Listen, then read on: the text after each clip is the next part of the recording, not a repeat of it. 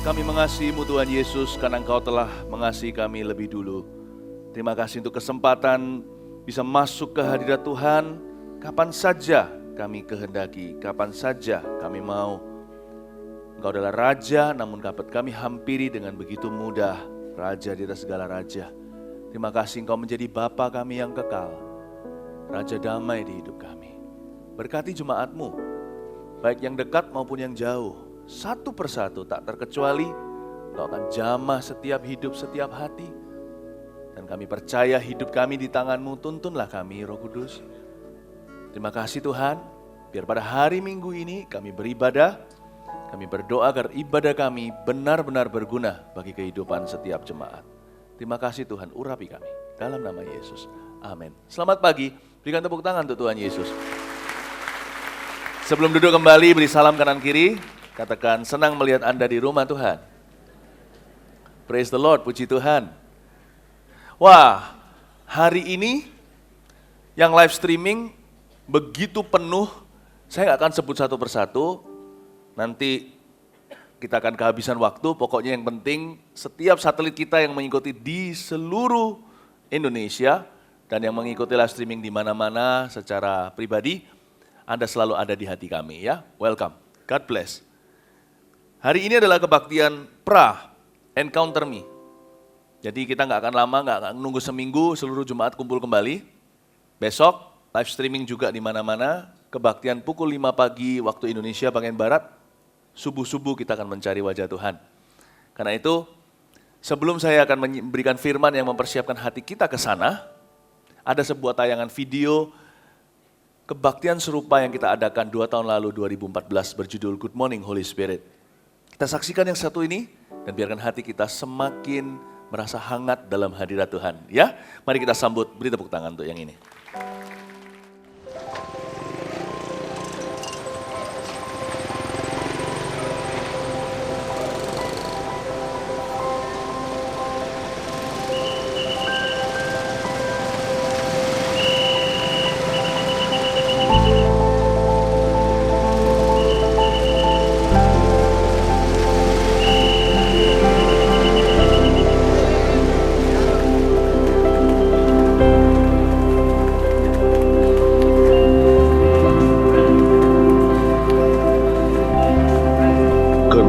Spirit. Selamat pagi Roh Kudus. Kesan-kesan saya waktu dengar acara ini adalah yang pasti exciting banget karena kita mau bertemu dengan pribadi Roh Kudus itu sendiri, dan yang kedua pastinya ada hal-hal luar biasa yang akan Tuhan siapkan untuk kita semua di tahun 2014 ini. Soalnya kan Tuhan kita setia, jadi kita mau belajar setia dari muda gitu. Anak-anak juga merasakan bahwa mereka antusias untuk mengikuti ini. Saya cuman ingin belajar menjadi seorang murid yang baik aja lah. Kalau saya sih ingin lebih melekat lagi sama Tuhan. Ya itu, excited ketemu sama Roh Kudus pagi-pagi. Tadi bangun jam 3 kurang. Tadi pagi bangun jam 4. Tadi bangun jam 3. Jam 3. Bangun jam 3. Sungguh Tuhan, hati kami Kau bawa masuk ke dalam tahta Allah. Betapa suci dan indah.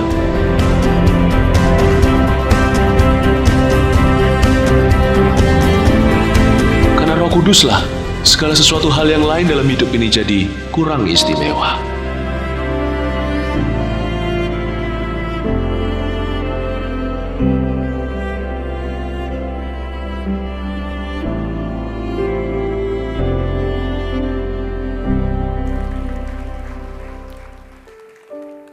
Katakan kanan kirinya, see you tomorrow morning.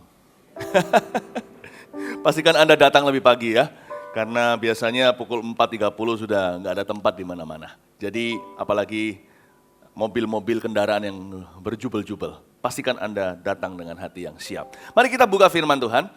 Saya akan membagikan kepada Anda visi tahun ini. Buka dulu di Lukas 4. Tahun maturity and multiplication atau tahun kedewasaan dan pelipat gandaan telah usai. 3 tahun sudah. Di bulan September pada saat NYC saya mendapat mimpi. Dalam mimpi itu saya melihat sebuah pernyataan tulisan dalam bahasa Inggris, The Year of Encountering Christ in Everything. Saya melihat 2016 tahun mengalami Kristus dalam segala sesuatu. Itu yang menjadi visinya Gereja Mawar Sharon tahun ini. Nah, itu juga yang akan kita rayakan besok pagi. Kita mau mengalami Kristus di awal tahun ini dengan duduk di kakinya. Nah, saya mendapatkan pernyataan itu, saya tahu Tuhan punya maksud tertentu. Tuhan punya maksud yang mulia terhadap jemaat ini. Kita akan mengalami Kristus dengan maksimal di tahun ini dalam segala hal. Katakan amin. Untuk lebih tahu, lebih lanjut nanti gimana kita mengalami Tuhan besok pagi. Tapi sekarang saya memberikan kepada Anda nubuatannya, apa yang terjadi, apa yang kita, ekspektasi kita setelah besok pagi itu, apa yang akan terjadi di hidup kita. Hari ini 4 kali saya khotbah, 4-4-nya tentunya berbeda. Saya akan menyampaikan dimensi encounter me ya. Kita mulai dengan Lukas 4 dulu. Judulnya tadi dimunculkan enggak apa-apa, saudara multimedia ya, yang encounter me. Iya, itu ya, tahun mengalami Kristus ya. Dan ayat 38 hingga 41. Kita baca bersama-sama terlebih dahulu. Siap? Yesus menyembuhkan ibu mertua Simon Petrus dan orang-orang lain. Kita baca bersama ya, sama-sama ayat 38 sampai 41, baca dengan keras namun teratur. 1, 2, 3. Kemudian ia meninggalkan rumah ibadat itu dan pergi ke rumah Simon. Adapun ibu mertua Simon demam keras dan mereka meminta kepada Yesus supaya menolong dia. Maka ia berdiri di sisi perempuan itu, lalu menghardik demam itu. Dan penyakit itu pun meninggalkan dia. Perempuan itu segera bangun dan melayani mereka. Ketika matahari terbenam, semua orang membawa kepadanya orang-orang sakitnya, yang menderita bermacam-macam penyakit. Ia pun meletakkan tangannya atas mereka masing-masing dan menyembuhkan mereka. Dari banyak orang keluar juga setan-setan sambil berteriak, "Engkau adalah anak Allah." Lalu ia dengan keras melarang mereka dan tidak memperbolehkan mereka berbicara karena mereka tahu bahwa ia adalah Mesias. Amin. Di sini ada sebuah cerita bagaimana sebuah keluarga rumah tangga mengalami Kristus. Dimulai dari ayat 38, kemudian ia di sini Yesus meninggalkan rumah ibadat itu, kalau hari ini gereja, dan pergi ke rumah Simon. Saya menubuatkan di dalam Tuhan, bahwa setelah besok pagi itu kita serentak secara korporat mencari wajah Tuhan di kaki Tuhan, Kristus akan meninggalkan rumah ibadat ini untuk pergi ke rumahmu. Hal pertama yang ada di benaknya Tuhan adalah memulihkan keluarga, karena keluarga adalah unit yang paling kecil di dalam sebuah negara. Gereja pun tak ada artinya jikalau keluarga berantakan, bukan? Keluarga gereja dari keluarga pendeta seniornya hingga seluruh jemaatnya, itu yang ada di hati Tuhan. Mereka harus pulih. Mereka harus sehat. Dan sebuah keluarga, kalau mau betul-betul dipulihkan, dibutuhkan minimal 1 orang yang rela bayar harga, mendahului yang lain mencari wajah Allah. Dibutuhkan seorang pendoa di keluarga itu. Dibutuhkan 1 orang yang mengalami kasih Yesus dulu, untuk membagikan kepada yang lain. Orang itu orang yang paling besar upahnya di sorga, yang pertama. Karena dia yang bayar harga, karena salibnya lebih besar daripada yang lainnya. Nah, saya berdoa di dalam nama Yesus, kebaktian encounter me ini bukan hanya kebaktian, kalau kebaktian hanya di gereja saja, hilang makna. Saya berdoa agar ayat 38 terjadi, Yesus meninggalkan rumah ibadat, bukan meninggalkan gereja Mawar Sharon, meninggalkan gedung. Meninggalkan gedung ini lalu ngikutin jemaatnya setelah doa berkat. Pergi ke rumah masing-masing. Kenalilah peran Anda sebagai imam di dalam rumah tangga. Tentunya idealnya adalah ayah atau kepala keluarga atau suami. Tapi istri juga bisa kalau suaminya absen. Anak juga bisa kalau papa mama bertengkar melulu dan tidak cari Tuhan. Siapapun jadi, Allah bisa pakai Daud yang si bungsu di sebuah rumahnya. Di rumahnya. Tuhan bisa pakai setiap kita. Saya berdoa di dalam nama Yesus agar jemaat Mawar Sharon mengalami revival di dalam keluarganya. Revival kita bukan cuma di KKR kita doang. Revival kita itu terjadi di unit terkecil di negara ini, yaitu keluarga masing-masing. Saya berdoa agar Tuhan sungguh-sungguh pulihkan yang terhilang di dalam kehidupanmu. Bawa pulang khotbah ini, saudara. Bawa pulang urapan yang Anda lihat, yang Anda terima, hadirat yang Anda rasakan di gereja. Kita lihat ayat berikutnya. Oh, bukan ayat berikutnya, masih ayat yang sama tetapi kalimat berikutnya. Adapun ibu mertua Simon demam keras. Dan mereka meminta kepada Yesus supaya menolong dia. Kata-kata ini luar biasa, saya tidak mau mendahului firman Allah. Alkitab tidak berkata Petrus punya masalah dengan mertua. Ya, tapi mujizat pertama itu urusan mertua mantu, bayangin loh. Biasanya masalah yang paling utama dalam puji Tuhan dalam keluarga saya, dalam pernikahan kami, tidak ada masalah itu. Saya nggak punya masalah sama mertua saya. Ya, demikian pula istri saya merasa dia punya mertua yang terbaik di seluruh dunia, itu papa mama saya. Nah, kita nggak punya masalah itu, tapi banyak keluarga punya masalah itu. Kita harus jujur, mertua mantu.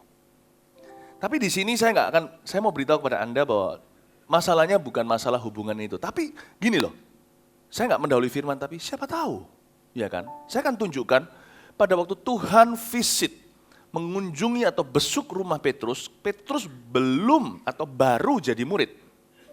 Rumahnya masih ada kuasa kegelapan. Dan Petrus tidak dijelaskan memang bagaimana keluarganya ditransformasi. Tetapi kita bisa melihat pelayanannya, tahulah keluarganya pasti berubah. Nah, kita melihat penyertaan Tuhan dalam diri seorang Petrus, Ananias, Safira aja kayak begitu gak bertahan. Pasti kuasa kegelapan juga gak tahan di dalam keluarganya.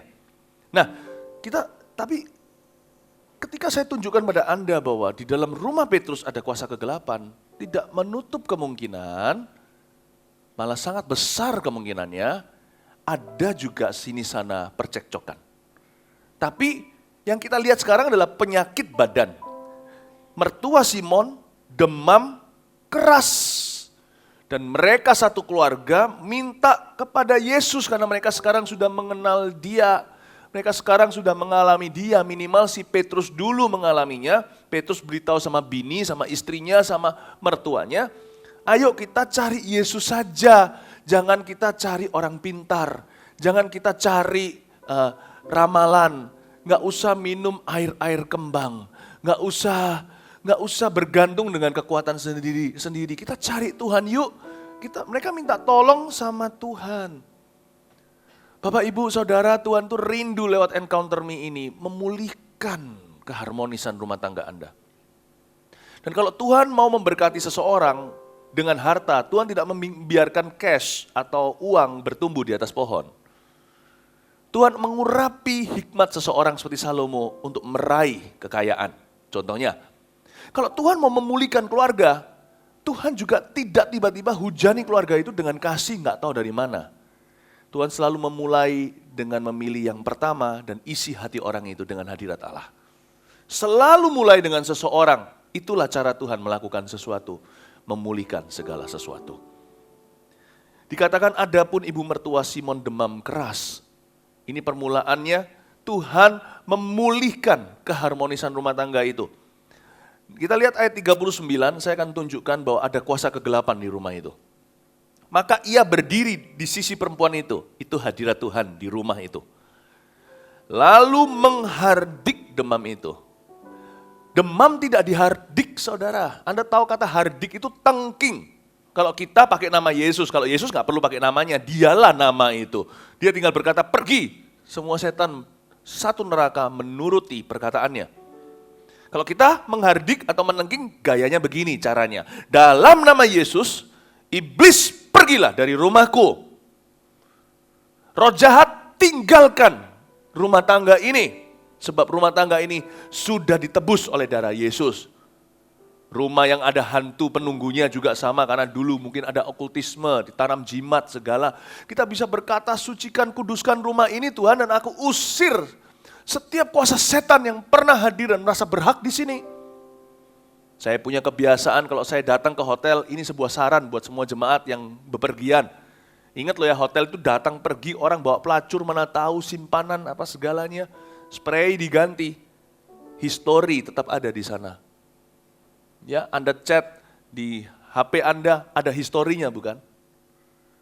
Maka itu kalau Anda datang ke sebuah hotel, saya biasa karena hotel bagi saya sekarang sudah jadi rumah kedua.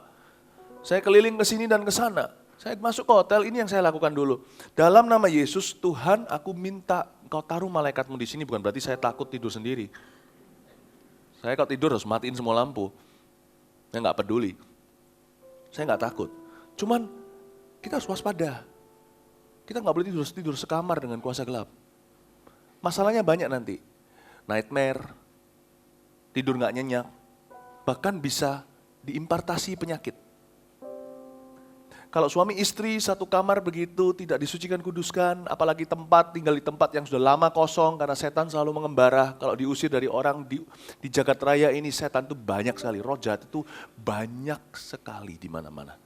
Saya curiga, saya nggak berkata ini sebagai prinsip firman Allah, ini tafsiran saya. Saya curiga lebih banyak kuasa setan, lebih banyak roh setan, roh jahat daripada jumlah penduduk bumi. Berjubel-jubel di mana-mana. Anda bisa lihat rumah kalau ada kosong, dikosongin sekian lama. Bukan hanya sip di mana-mana, retak temboknya, bukan hanya begitu. Tetapi pasti ada kuasa roh jahat di dalamnya. Karena itu kalau rumah baru masuk selalu sucikan, kuduskan dulu. Kalau saya masuk hotel juga sama, saya nggak tahu siapa sebelum saya, tamunya. Saya usir. Saya tidak mau tinggal di situ. Kalau suami istri tinggal di situ, keluarga, tiba-tiba bisa salah paham. Seperti ada setan lewat. Suami bilang apa, dengernya salah di istrinya.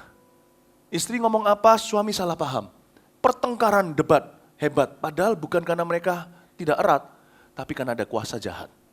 Kadang-kadang kalau kita masuk ke dalam sebuah hotel, kamar hotel, penginapan, saya selalu berdoa, sucikan, kuduskan, dan saya tengginya begini. Di dalam nama Yesus, setiap roh jahat yang mungkin ada di sini, karena saya tidak mau tahu-tahu terus setiap Tuhan, setiap aku masuk ke hotel, buka mata rohaniku untuk melihat, nanti setiap kali masuk hotel nggak bisa nikmati, lihat setan di sana sini. Kalau ada orang yang suka lihat-lihat gitu, minta Tuhan tutup matanya. Nikmati, berlibur kemana-mana, pergi kemana-mana, ke Bali, lihat ke ujung mananya ada setan situ dan sini. Eman saudara, enakan Jimbaran. Di Jimbaran nggak mau pergi, di sate bawah pohon juga nggak mau coba di sono. Di kafe-kafe nggak mau, ada setan di mana-mana, tutup mata, nikmati dengan keluarga. Tapi kita nggak boleh menyangkal fakta bahwa memang ada kuasa gelapan di mana-mana. Karena itu kita harus jaga dan waspada. Saya masuk ke sebuah tempat, saya selalu berdoa, semua roh setan yang mungkin ada di sini, aku nggak mau tahu namanya, di mana, berapa, dalam nama Yesus pergi. Dan tidak boleh kembali ke sini, kasih perintah yang jelas, perginya berapa lama. Lah dia pergi besok balik gimana? Sampai saya check out.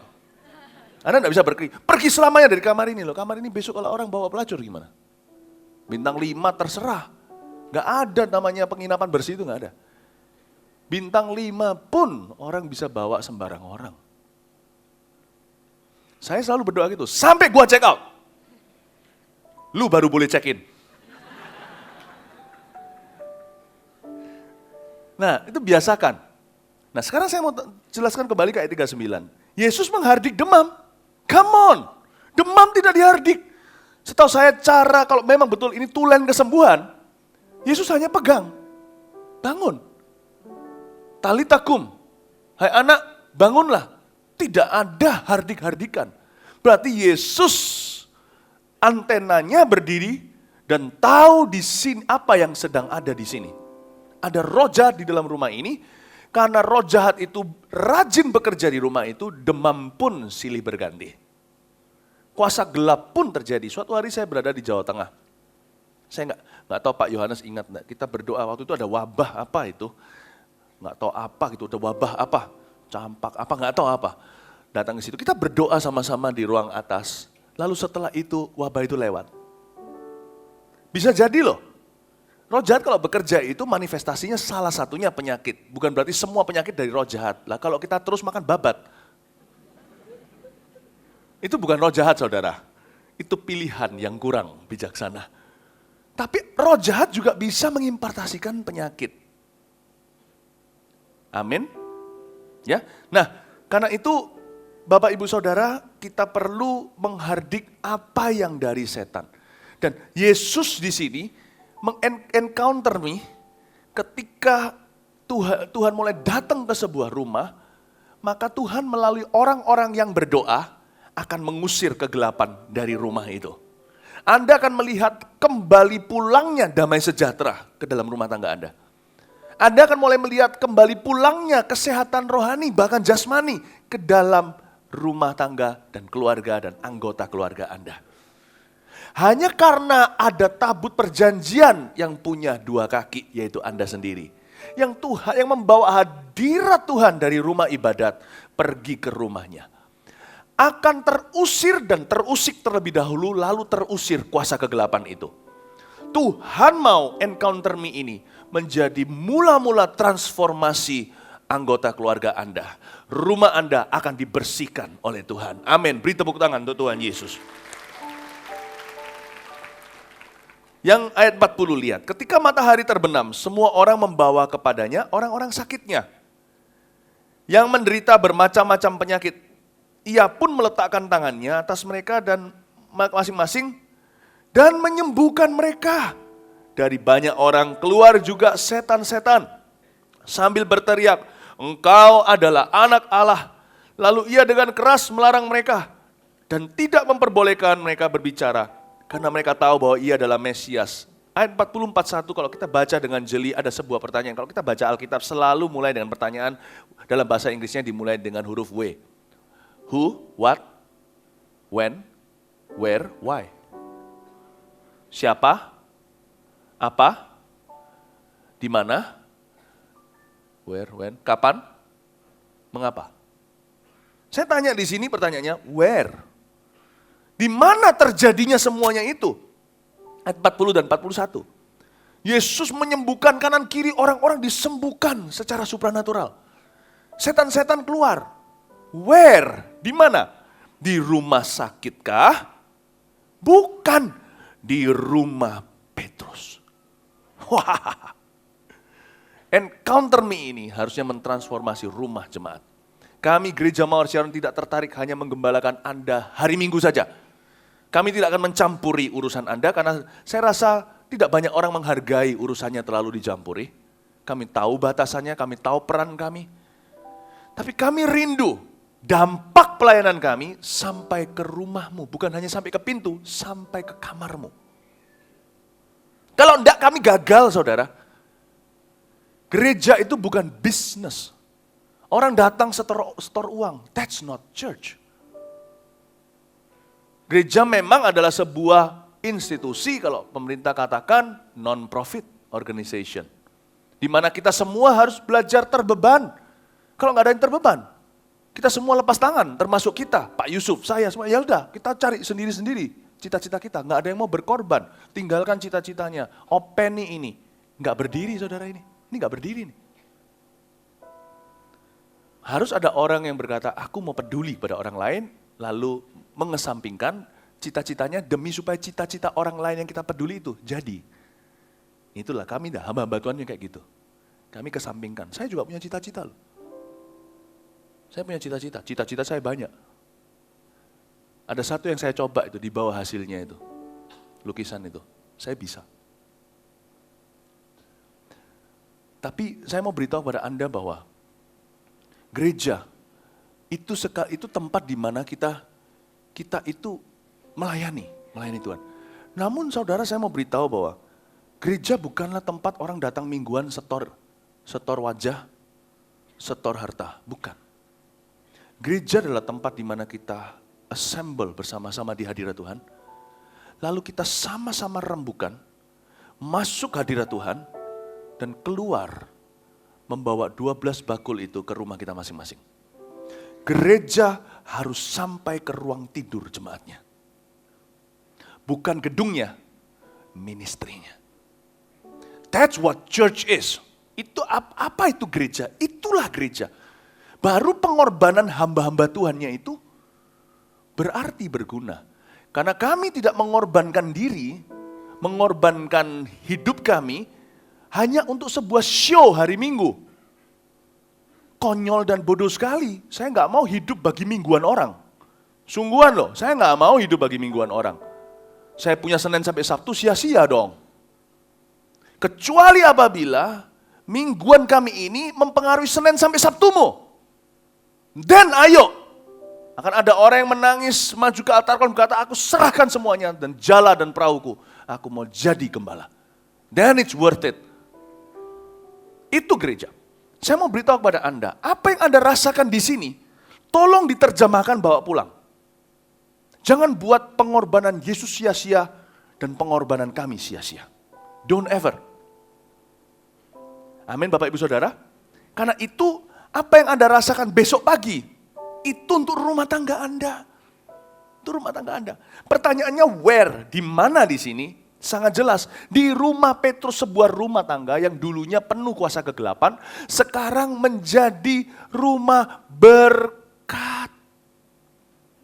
I'm blessed. Waktu saya baca kitab Maleaki, dikatakan di sana bahkan kalau kita memberi perpuluhan di sebuah gereja, itu supaya ada roti kan di rumahku. Itu bicara supaya ada orang yang ngopeni, supaya jemaat bawa roti ke rumahnya, itu maksudnya.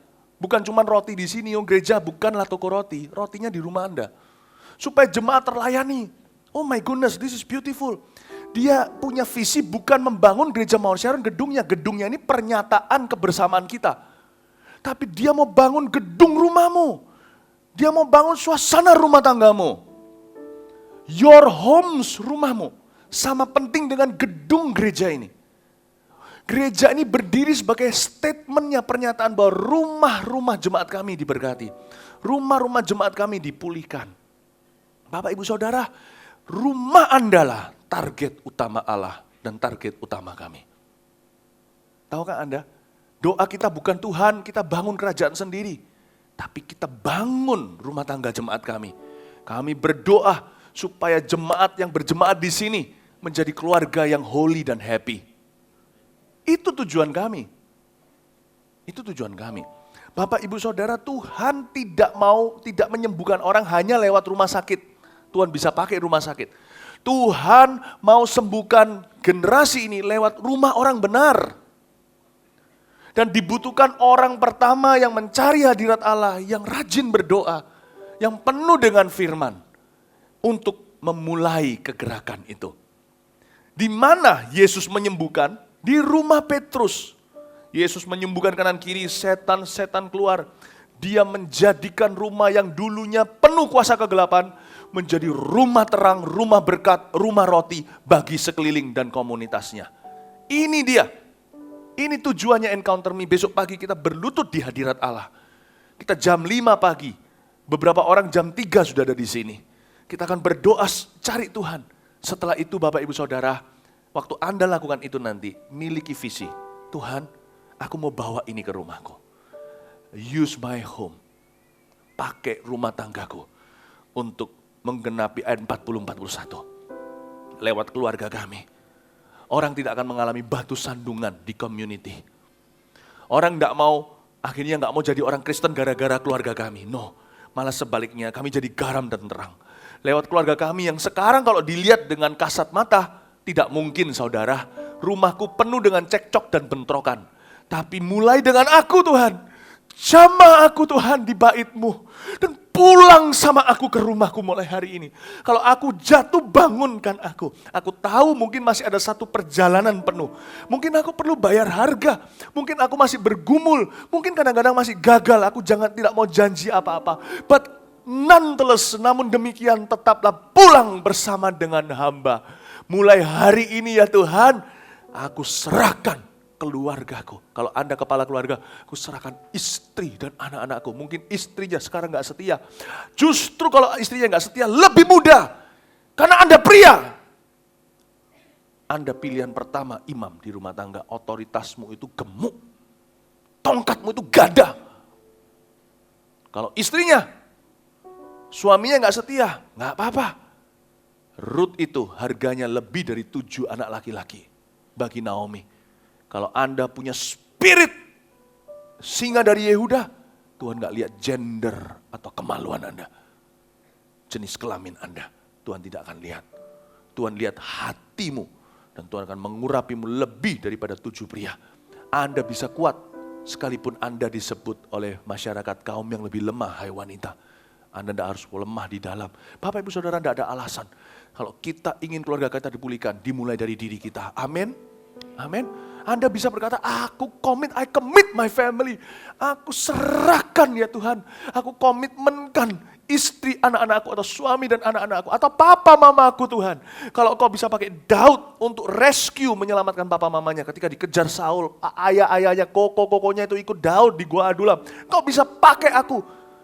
Baik kita itu suami, yang pria atau yang wanita, atau anak, yang senior atau junior, di Alkitab penuh dengan hero atau pahlawan seperti itu. Anda punya banyak panutan di dalam Kejadian sampai Wahyu.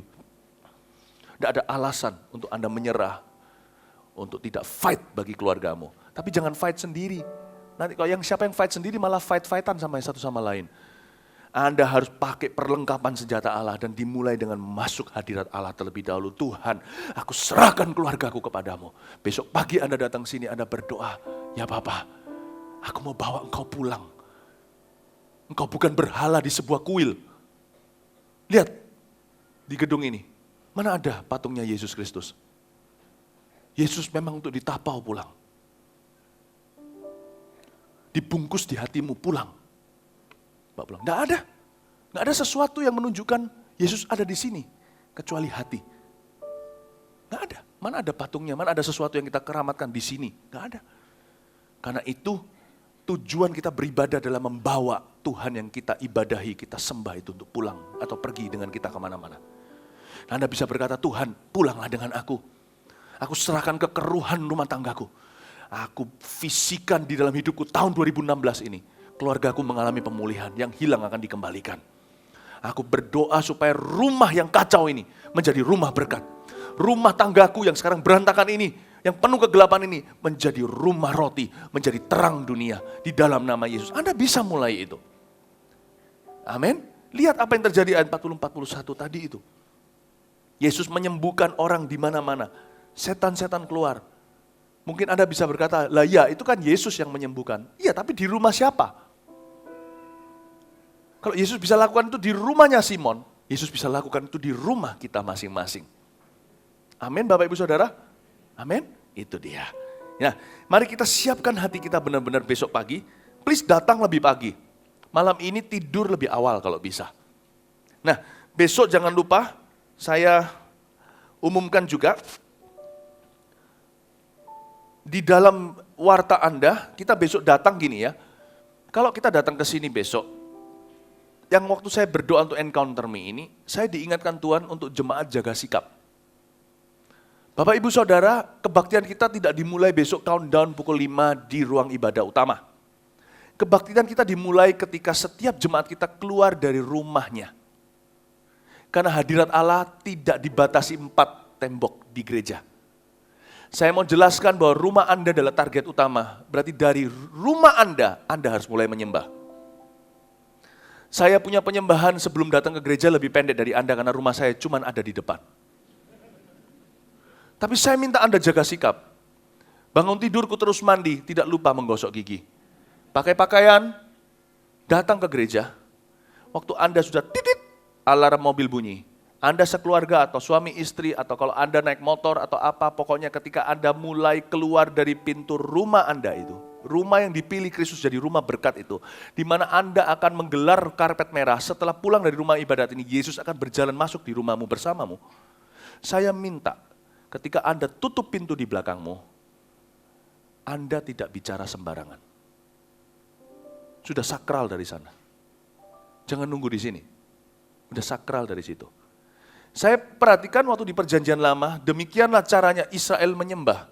Ketika Musa keluar ke kemah pertemuan, mereka semua keluar ke pintunya dan sujud di depan pintunya di karpet tulisannya welcome itu.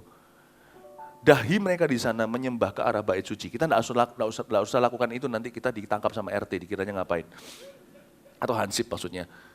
Bapak Ibu Saudara, tapi jaga sikap. Detik engkau keluar dari rumah, jangan bicara sembarangan.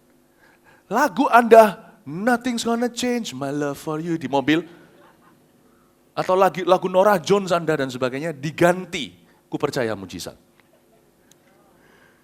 Diganti lagu-lagu pujian. Kalau Anda pasang radio, kalau itu di mobil kendaraan, Anda bisa pasang radio FM, AM yang rohani. Untuk jaga suasana hati. Kalau Anda di sepeda motor, nyanyi di dalam helmmu, Anda akan dengar suara Anda sendiri. Jaga hatimu. Kalau Anda naik angkutan, Anda merenungkan firman Tuhan. Bapak, Ibu, Saudara, sejak keluar rumah, please jangan gosip. Berkenan mulut, lidah, bibir, lahir batin berkenan di depan Allah. Datang dengan persiapan, masuk ke sini. Hati harus siap. Amin, Bapak, Ibu, Saudara. Yang kedua, jangan hanya hatinya yang siap, kita juga tidak mau datang dengan tangan hampa. Kita punya kebiasaan, ini yang ketiga kali. Pertama kali breakfast with God, bertahun-tahun yang lalu 2 tahun yang lalu Good Morning Holy Spirit. Kali ini ada satu amplop persembahan, saya juga akan mempersiapkan hari ini dengan istri saya untuk besok. Jadi nggak boleh dadakan, ya. Akan ada persembahan sulung atau persembahan sukarela yang dengan amplop seperti ini ada di warta Anda. Seluruh gereja Mawar Sharon di Sabang sampai Merauke semua akan melakukan yang sama. Dan di dalamnya persembahan yang Anda serahkan dan kita serahkan besok akan semua dipergunakan untuk memberkati rumah Tuhan yang baru, pembangunan gedung gereja Mawar Sharon Pusat. Kasih tepuk tangan untuk Tuhan Yesus. Mari kita datang memberi yang terbaik, datang dengan persiapan. Jangan sampai ketika nanti waktunya persembahan datang, kita baru, oh iya, jangan begitu ya. Kita mempersiapkan, jangan asal-asalan. Itulah perbedaan persembahan Habil dan Kain. Ada orang tanya sama saya, Kain, Habil, kenapa Habil persembahannya diterima, Kain enggak? Karena Habil itu adalah, Habil itu seorang ternak yang menjaga ternak, domba, kambing, segalanya. Kalau Kain itu petani. Ada seorang teman saya dulu pernah secara bercanda berkata, karena Habil itu mempersembahkan wagyu. Kalau Kain itu vegetarian. Enggak lah, Tuhan enggak makan. Oke, begini loh. Ada orang tanya kenapa Habil dan Kain dibedakan persembahannya. Karena Kain asal-asalan. Kain itu, oh iya persembahan. Habil itu mempersiapkan 1 bulan, berbulan-bulan ke depan. Mempersiapkan sebelumnya. Dia datang dengan jelas, bukan perhitungan hatinya, tapi dia memperhitungkan apa yang terbaik yang dia bisa berikan. He is serious with his offering. Kain guyonan. Dia anggap remeh Tuhan. Saya minta besok kita serentak, dimulai dari pendeta semua yang paling senior sampai ke bawah.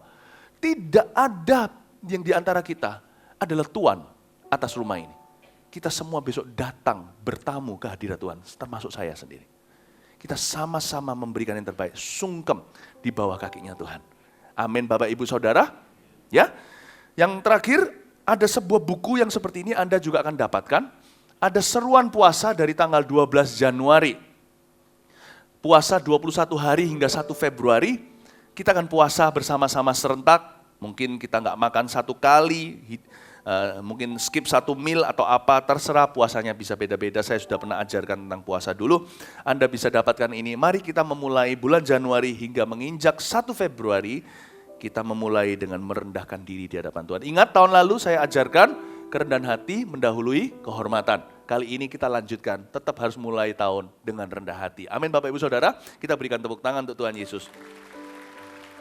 Ku bawa hidupku sekarang ke tempat kudus-Mu Tuhan, di mezbah-Mu ku serahkan seluruh hidupku.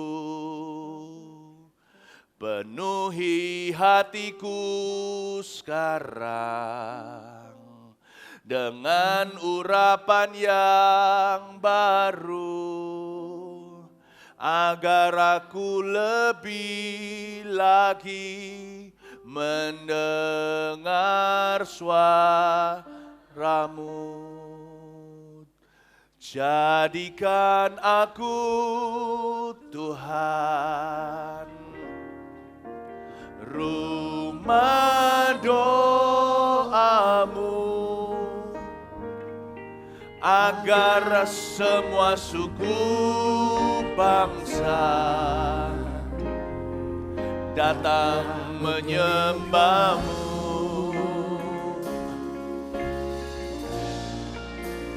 Jadikan aku Tuhan rumah doa-Mu, agar semua suku bangsa datang menyembah-Mu. Renungkan apa yang sudah saya sampaikan. Rumah-Mu akan menjadi rumah doa bagi bangsa-bangsa. Katakan, penuhi, ku bawa hatiku sekarang ke tempat kudus-Mu Tuhan. Mari hati kita dipenuhi hadirat Allah. Di mezbah-Mu ku serahkan seluruh hidupku. Penuhi hatiku sekarang, penuhi hatiku sekarang dengan urapan yang baru, agar aku lebih lagi mendengar suara-Mu. Katakan dengan iman dan pengharapan, jadikan aku Tuhan rumah doa-Mu, agar semua suku bangsa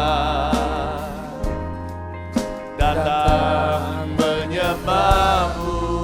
Jadikan aku Tuhan, jadikan aku Tuhan, oh, rumah doa-Mu,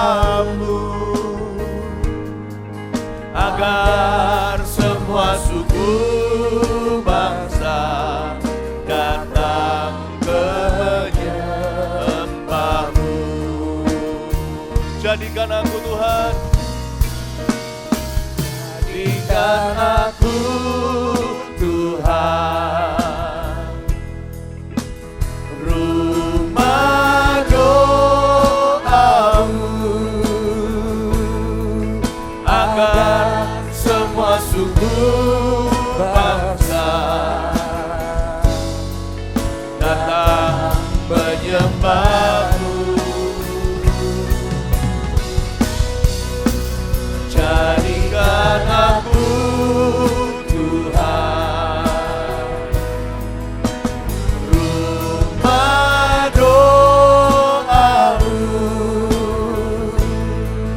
agar semua suku bangsa datang menyembah-Mu. Agar semua suku bangsa, agar semua suku bangsa datang menyembah.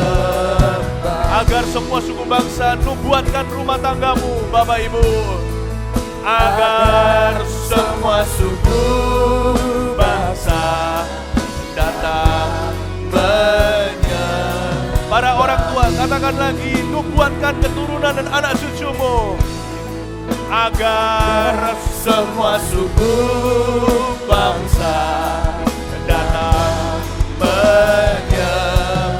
Suami istri, nubuatkan pernikahanmu, lihat pernikahanmu banyak yang sembuh, agar semua suku bangsa datang menyembah-Mu.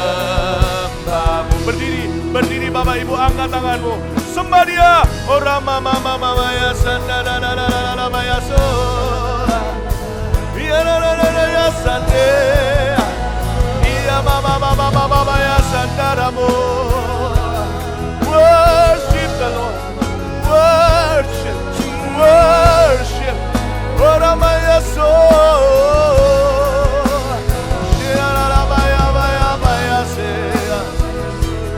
Oh sembah Tuhan, kudus, kudus,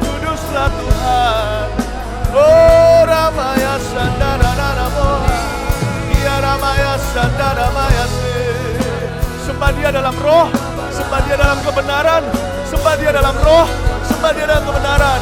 Terimalah hadirat Tuhan. Penuhi hatimu dengan urapan. Di awal tahun ini, penuhi hatimu, hidupmu dengan hadirat Tuhan. Kekudusannya, kekudusannya.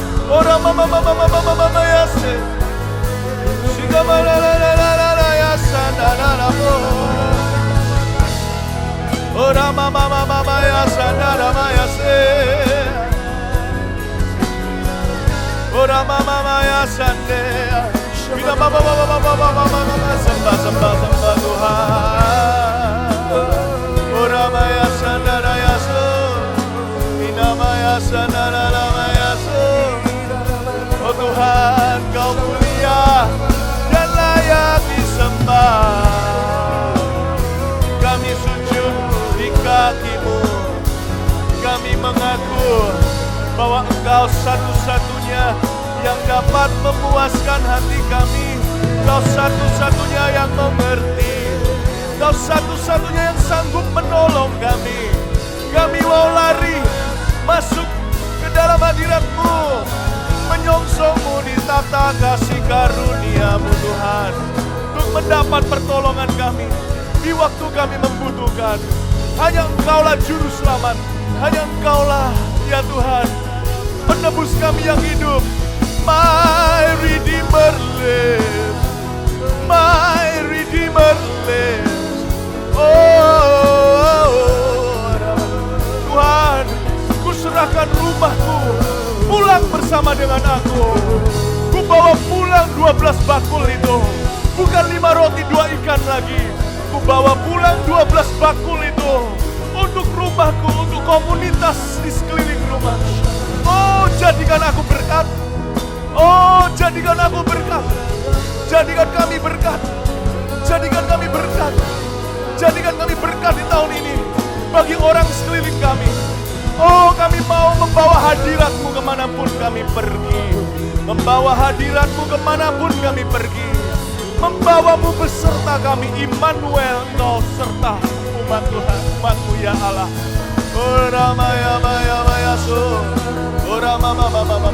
Oh Tuhan, jadikan kami berkat. Jadikan kami berkat. Mengusir kegelapan di dalam jalan kami. Memulihkan Tuhan apa yang hilang di rumah dan keluarga kami. Memulihkan keharmonisan, memulihkan kesetiaan, memulihkan segala berkat Tuhan dalam hidup kami. Hanya Engkau Tuhan, hanya Engkau Tuhan. Oh sembah Dia. Oh Ramadaya sana na na na na na. Inamaya se, inamaya sana. Bapakku rindu menyenangkan-Mu, ajarku lebih dalam untuk mengenal-Mu.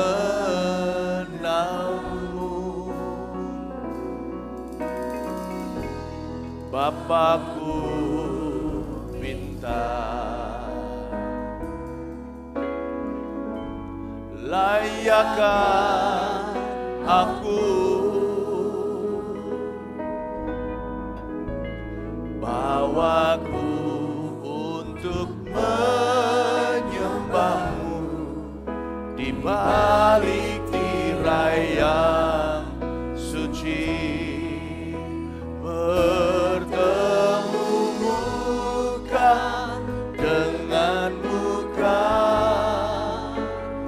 Tenggelam di dalam kasih-Mu Bapa. Oh Tuhanku, rindukan selalu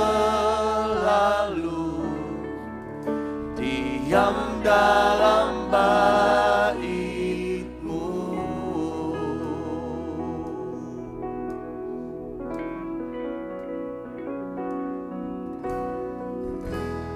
Bapakku rindu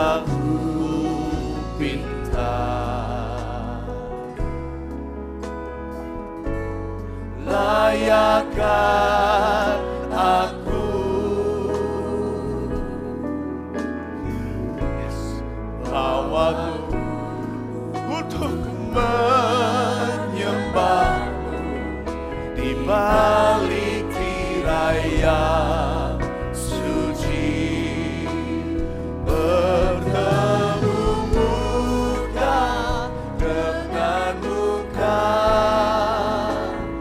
tenggelam di dalam kasih-Mu Bapa. Oh Tuhan, ku rindukan selalu diam dalam bait-Mu, bertemu muka dengan muka, tenggelam di dalam kasih-Mu Bapa. Oh Tuhan, ku rindukan selalu diam dalam bait-Mu, bertemu muka dengan muka, tenggelam di dalam kasih-Mu Bapa. Oh Tuhan, ku rindukan selalu diam dalam bait-Mu, bertemu muka dengan muka, tenggelam di dalam kasih-Mu Bapa. Oh Tuhan, ku rindukan selalu diam dalam sekali lagi secara lembut katakan ke telinganya, bertemu muka dengan muka, tenggelam di dalam kasih-Mu Bapa. Oh Tuhan, rindukan selalu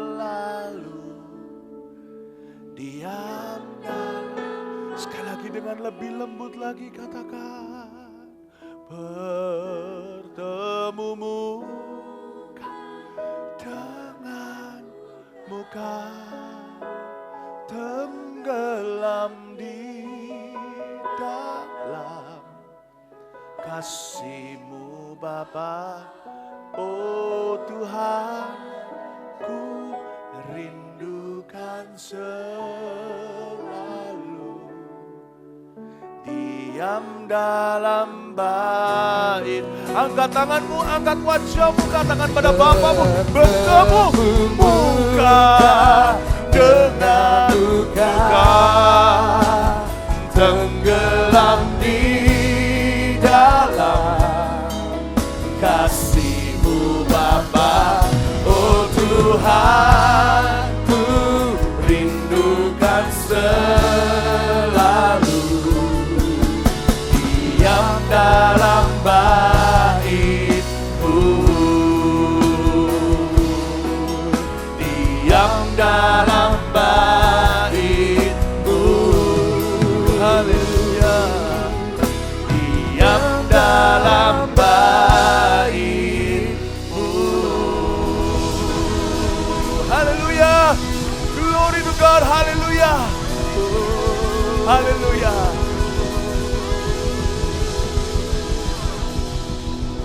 Tidak menunggu encounter me besok pagi, berjanjilah ya Roh Kudus.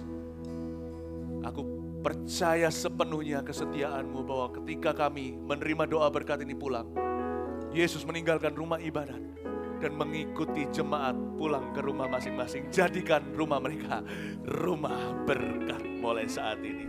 Pulanglah membawa damai sejahtera, kasih karunia dari Allah Bapa, penyertaan dari Tuhan Yesus dan pengurapan dari Roh Kudus. Hingga kita berjumpa lagi esok pagi pukul 5 waktu Indonesia bagian Barat di sini. Atau di udara, di live streaming masing-masing. Pulanglah dan bawalah kehausan lebih lagi. Datang dengan persiapan keluar rumah, sudah menyembah sepanjang perjalanan. Terima kasih Tuhan, tak sabar kami berjumpa dengan keluarga besar Tuhan. Bersama-sama mencium kaki berlubang paku. Besoklah waktunya yang kami nanti-nantikan. Sementara itu sekarang biarkan kami menikmati hari Minggu ini bersama dengan keluarga. Dan barang siapa masih harus bekerja juga, Tuhan tetap jagai hatinya dengan sukacita. Terima kasih Tuhan untuk jemaat yang begitu manis. Dan Engkau memberkati mereka, kami mengasihi mereka. Di dalam nama Yesus Kristus, haleluya, amin. Selamat pagi, selamat berhari Minggu. God bless you.